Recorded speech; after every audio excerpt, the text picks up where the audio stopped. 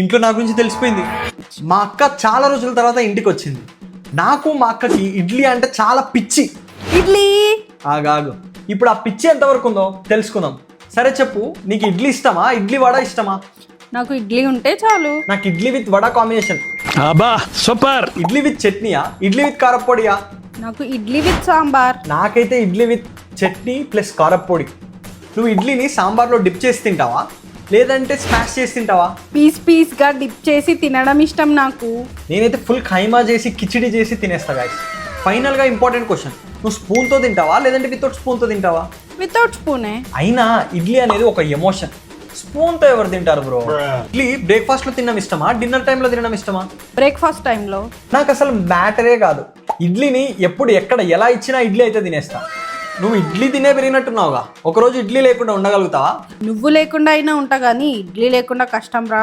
సరే మరి నీకు నేను చేసిన ఇడ్లీ ఇష్టమా, అమ్మ చేసిన ఇడ్లీ ఇష్టమా? అంటే అమ్మ చేసిన ఇడ్లీ. రే ఆగాగు, ఈసారికి వదిలే అక్క. సరే నేను చేసే ఇడ్లీ బ్రాండ్ పేరు చెప్పు, వదిలేస్తా. అది ఒక క్వశ్చనా? నువ్వు చేసేది, అమ్మ చేసేది, ఎవరైనా చేసేది ఒకే బ్రాండ్ కదా. అదే విజయలక్ష్మి డీర్ బ్రాండ్. అంతెందుకు, నాకు గర్ల్ ఫ్రెండ్ వాళ్ళ అమ్మ చేసేది కూడా అదే బ్రాండ్. నీకు గర్ల్ ఫ్రెండ్ ఉందా? ఆగు అమ్మకి చెప్తా. అమ్మా అక్క